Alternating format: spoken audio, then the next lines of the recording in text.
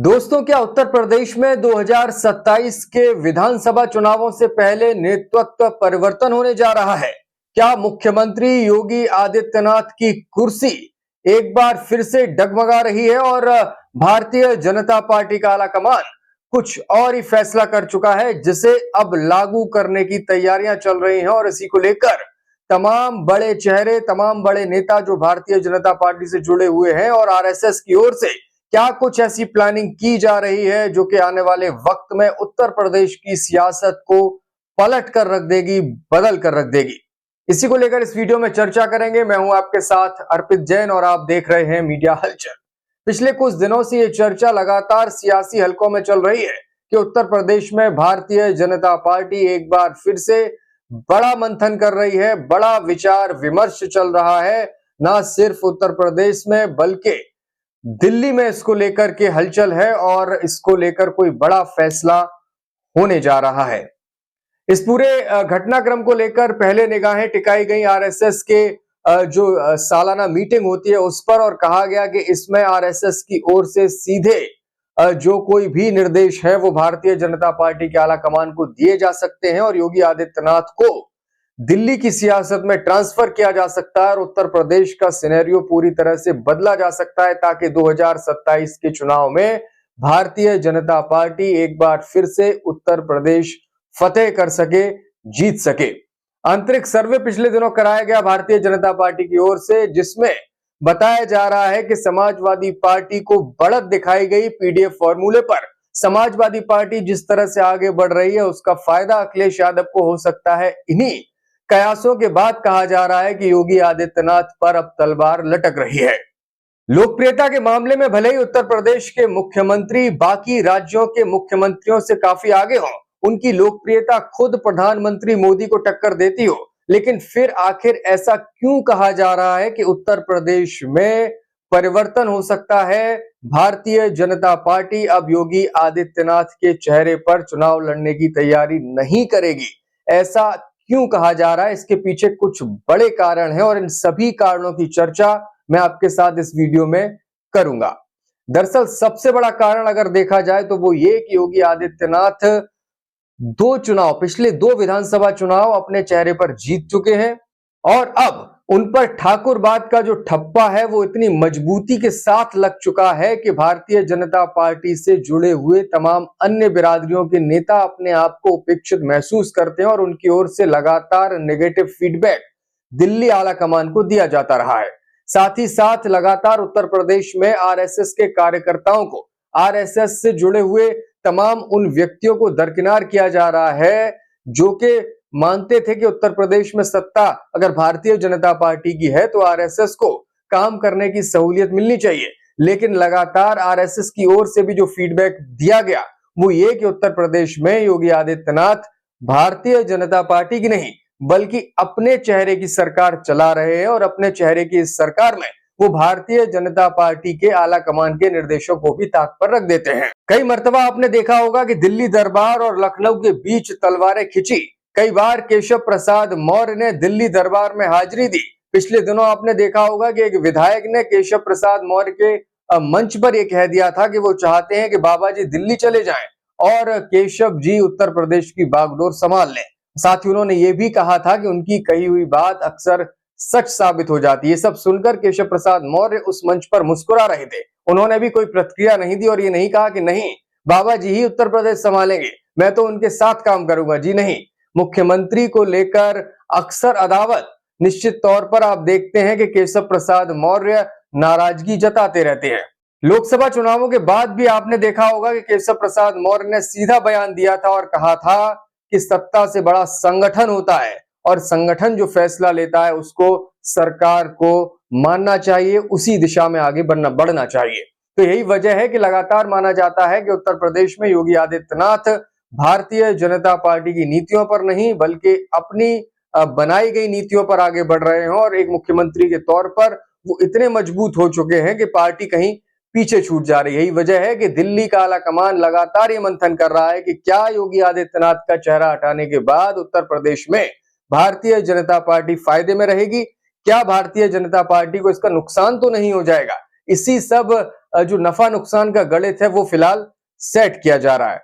दूसरा कारण आपको बताएं तो भारतीय जनता पार्टी के अन्य राज्यों के तमाम बड़े चेहरे योगी आदित्यनाथ से नाखुश हैं। पिछले दिनों सुप्रीम कोर्ट ने भी कहा था कि बुलडोजर एक्शन जिस तरह से हो रहा है उत्तर प्रदेश में वो पूरी तरह से कानून के खिलाफ है। ऐसा बुलडोजर एक्शन तुरंत रुक जाना चाहिए।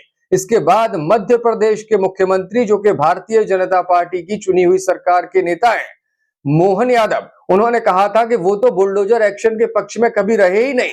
वो चाहते हैं कि कोई भी अवैध निर्माण हो उसको तब तक ना ढाया जाए जब तक कि जांच पूरी ना हो जाए। त्वरित एक्शन जो भी लिया जाता है, इस तरह का तुरंत एक्शन जो भी किया जाता है, उसके गलत होने की संभावनाएं होती हैं और ऐसा एक्शन किसी भी तरह से कानून सम्मत नहीं है। ये खुद मुख्यमंत्री मध्य प्रदेश ने स्वीकार किया। उन्होंने ये भी कहा था कि उत्तर प्रदेश के एक्शन से उन्हें मतलब नहीं है, लेकिन मध्य प्रदेश में अब वो बुलडोजर एक्शन को इस तरह से कम जारी नहीं रखेंगे। यानी कि साफ तौर पर योगी आदित्यनाथ और पड़ोसी प्रदेशों में भारतीय जनता पार्टी की जहां सरकारें हैं, उनकी नीतियों में फर्क दिखाई देता है। दूसरी ओर मुख्यमंत्री योगी आदित्यनाथ लगातार हर अपने जो भी चुनावी सभा होती है या कभी भी वो जब अपने फॉर्म में होते हैं, तब यही कहते हैं कि उनका बुलडोजर न्याय करेगा। और उत्तर प्रदेश में तो बाबा का बुलडोजर ही उनकी सरकार का पर्याय बन गया है, उनकी सरकार की पहचान बन गया है। ऐसे में वो कभी भी सुप्रीम कोर्ट के फैसले पर, सुप्रीम कोर्ट की गाइडलाइन पर जवाब नहीं देते हैं। हालांकि उनसे सवाल भी अब तक मीडिया की ओर से इसको लेकर नहीं पूछा जा सका है, क्योंकि मुख्यमंत्री जी सीधी पीसी में कम ही आते हैं और जब भी आते हैं तो उनकी नीतियां और सवाल तय होते हैं। मुख्यमंत्री की विदाई को लेकर विपक्षी दल क्या कहते हैं, यह भी जानना जरूरी है। दरअसल पिछले दिनों अखिलेश यादव और डिंपल यादव ने साफ तौर पर कहा कि मुख्यमंत्री जी अब अपना विदाई वाला जो मौका है वो आ गया है और यही वजह है कि वो फेयरवेल वाले भाषण दे रहे हैं। अखिलेश यादव पिछले दिनों जब मथुरा पहुंचे तो उन्होंने कहा था कि मुख्यमंत्री की भाषा सुनकर लगता है कि वो अपनी विदाई की तैयारी कर रहे हैं और विदाई वाले जो वक्तव्य हैं वो देने लग गए हैं। दूसरी ओर डिंपल यादव ने कहा था कि बुलडोजर एक्शन पर सुप्रीम कोर्ट ने जिस तरह से गाइडलाइन दी है, जिस तरह से यूपी सरकार को फटकारा है, उसके बाद तो मुख्यमंत्री को सुधर जाना चाहिए और मुख्यमंत्री को अपने इस्तीफे की पेशकश कर देनी चाहिए। भारतीय जनता पार्टी के कुछ सहयोगी दल, जिनसे पिछले दिनों दिल्ली दरबार से फीडबैक लिया गया था, उन्होंने भी कुछ ऐसा ही फीडबैक दिल्ली दरबार को दिया है और कहा है कि वो नहीं चाहते कि योगी आदित्यनाथ इस गवर्नमेंट को आगे लीड करें, क्योंकि उनका जो तरीका है सरकार चलाने का वो भले ही काफी अग्रेसिव हो, लेकिन वो अब चुनावी जीत की तैयारी करते हुए उनकी जो रणनीतियां हैं वो दिखाई नहीं देती। और मुख्यमंत्री जी अपने फैसले पर जिस तरह से सहयोगी दलों की राय नहीं लेते हैं, उससे भी सहयोगी दल अदावत करते हुए दिखाई दे सकते हैं। सिर्फ उन्हें मौके का इंतजार है। तो निश्चित तौर पर ये जो फीडबैक लगातार दिल्ली दरबार को जा रहे हैं और दिल्ली दरबार की ओर से जो सर्वे कराए जाने की खबर आ जा रही है, उससे ये लगता है कि आने वाले वक्त में अगर भारतीय जनता पार्टी कोई बड़ा फैसला ले ले या आरएसएस की ओर से कोई निर्देश दे दिए जाए पार्टी को, जिसके बाद कुछ ऐसा एक्शन कर दिया जाए जो उत्तर प्रदेश की सियासत को बदल के रख दे, तो ये अपने आप में कोई बहुत आश्चर्यचकित करने वाला नहीं होना चाहिए, क्योंकि ये खबरें लगातार पिछले दरवाजे से लंबे वक्त से सामने आ रही हैं। भले एक दर्शक के तौर पर आप सोचते हो कि ऐसा कुछ होना संभव नहीं है, क्योंकि उत्तर प्रदेश में योगी आदित्यनाथ की सरकार को लेकर और उनके चेहरे को लेकर जो लोकप्रियता है वो काफी बढ़ती हुई दिखाई देती है। लेकिन बावजूद इसके सियासत में अक्सर दो पहलू एक साथ चलते हैं। किसी की बढ़ती हुई ताकत भी पार्टी को ही नुकसान पहुंचा सकती है, ऐसा अक्सर सियासत में देखने में आया है। खास तौर पर उत्तर प्रदेश में चाहे भारतीय जनता पार्टी के लीडर रहे कल्याण सिंह हो, मध्य प्रदेश में उमा भारती हो, ये वो चेहरे थे जिनके दम पर ही भारतीय जनता पार्टी इन प्रदेशों में चुनाव जीतती थी और माना जाता था कि ये ही जीत के पर्याय हैं और भारतीय जनता पार्टी अगर यहाँ पर जीतना चाहती है तो इन्हीं चेहरों पर उन्हें आगे बढ़ना होगा। लेकिन वक्त ने जब पलटा खाया था तो कल्याण सिंह को भी हाशिए पर लाया गया और उमा भारती को भी हाशिए पर लगाया गया, क्योंकि भारतीय जनता पार्टी अक्सर बड़े फैसले लेने के लिए जानी जाती है। पिछले कई विधानसभा चुनावों में अलग अलग राज्यों में आपने देखा होगा कि जो भी मुख्यमंत्री के चेहरे के दावेदार थे, भले उत्तर प्रदेश में ही क्यों ना हो, चुनावी पहली बार जब मुख्यमंत्री योगी आदित्यनाथ चुने गए थे मुख्यमंत्री, उस चुनावी वर्ष में भी चुनावी कैंपेन के दौरान योगी जी का चेहरा कहीं नहीं था। बल्कि पूरा चुनाव प्रधानमंत्री मोदी के चेहरे पर लड़ा गया। साथ ही उत्तर प्रदेश में केशव प्रसाद मौर्य सबसे बड़े चेहरे के तौर पर चुनावी कैंपेन में नजर आते थे। उस वक्त वो प्रदेश अध्यक्ष थे भारतीय जनता पार्टी के और पोस्टर बॉय भी थे। उनके नाम पर भी बड़ा जन समर्थन भारतीय जनता पार्टी को मिला।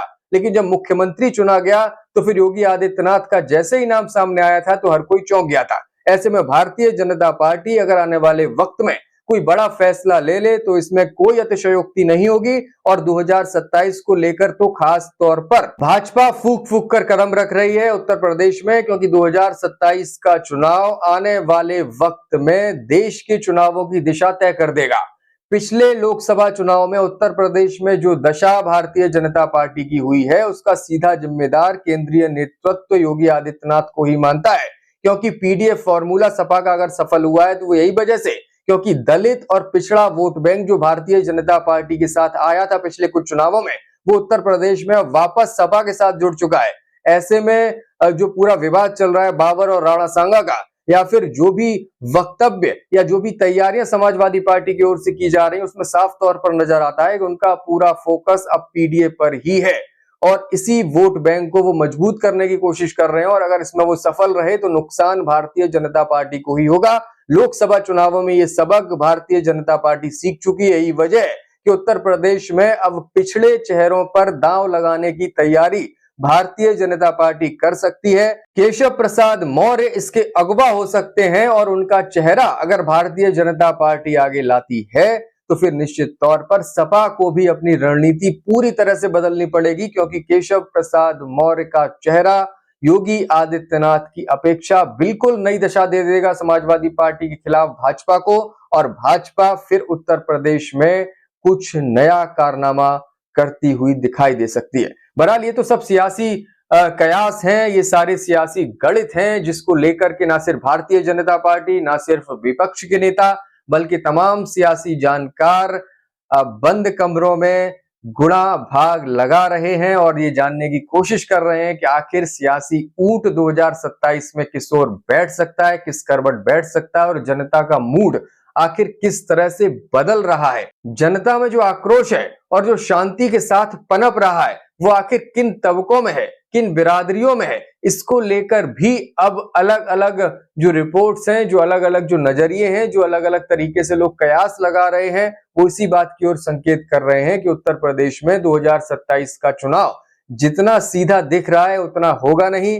नेतृत्व परिवर्तन की जो संभावनाएं हैं वो पूरी तरह से कोरी कल्पना नहीं है, बल्कि इसके पीछे बड़ा मंथन चल रहा है। और अगर ऐसा कुछ होता है तो फिर निश्चित तौर पर सियासी भूचाल उत्तर प्रदेश में आता हुआ दिखाई देगा। आप क्या सोचते हैं, आपका क्या सियासी जो आकलन है वो जरूर कमेंट में बताइएगा, क्योंकि जनता ही है जो सियासी परिप्रेक्ष्य पर पूरी नजर बनाए हुए है और जनता जनार्दन ही आने वाले वक्त में उत्तर प्रदेश की सियासी तकदीर का फैसला भी करेगी।